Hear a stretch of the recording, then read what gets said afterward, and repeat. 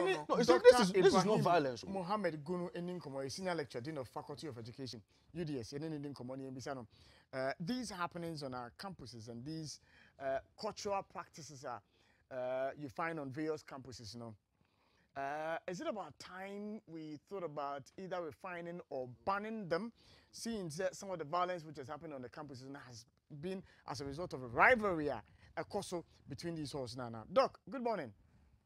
Good morning, please. I'm hoping you're doing well today, sir. Very well, please. Now, nice talking to you. Good to talk to you as well, sir. So the issue about the violence on campus and certain cultural practices on campus, from where you sit as an educationist, is it about time we had a conversation about either refining or banning some of these cultural practices associated with certain halls in the universities? I think it is high time we take a firm decision regarding these issues in the universities in order to put an end to what I would call high-risk settings within the university system, because it affects the image of the nation and the institutions involved. So I think the universities should develop policies that will not accommodate these kind of issues. So an important discussion or dialogue, if you like, is very important at this moment. Yes. Doc, you are at UDS. Do you happen to have any of these halls having any of these practices? If there are, what measures are you using to control these, escalating into violent or riotous situations? For me to answer this question, I think there is the need for us to look at the broader perspective of this issue. Universities in Ghana, they have what we call university policy regarding hall affiliations. So individuals are affiliated to traditional halls. So we need to take a second look at this issue. This grants the students the power or the opportunity, if you like, to fight for their halls of affiliation. And I think it is seriously contributing to violence in our institutions.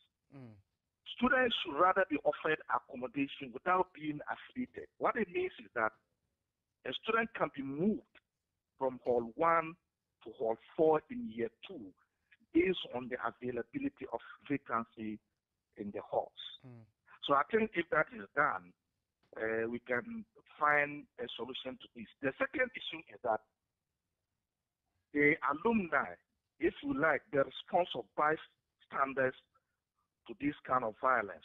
Sometimes individuals support the violence that is going on in various halls. So I think that is also an important issue that we should handle.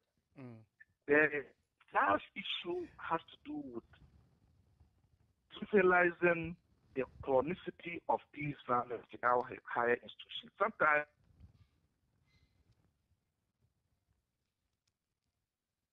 hello, Doc. All right, it looks like Doc's line has dropped. Yeah. One more Asepsi University, all these halls we call colonies. They're going to hide it. Assembly is here. Assembly, no. Assembly on the students' front. Assembly. No, Nyabotre. BBC. There's no, Nyabotre. Oh, come on. Come on to all your powerful CSRC. Nyabotre make assembly. Hold on. Make assembly. Usurpation of powers. No, Nyabotre make assembly. Doc, you're making the final point. Yes, please. So I was talking about what I call a support of this violence by individuals, let's say the alumni, the support of this violence is also an issue. Responses of bystanders to violence in our higher institutions. Yeah.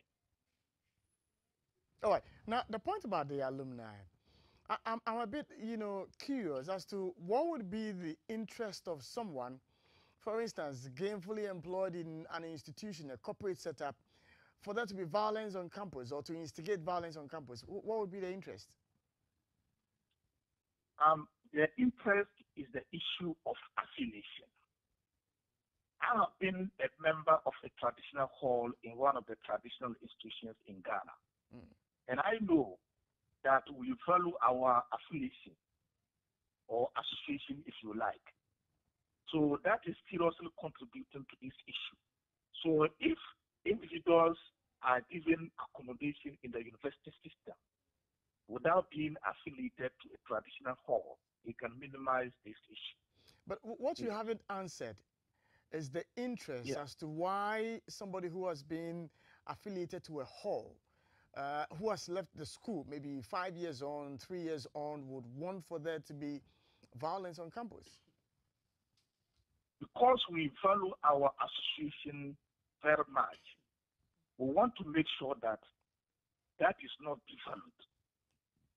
So it is important we take into consideration the fact that there are benefits associated with that.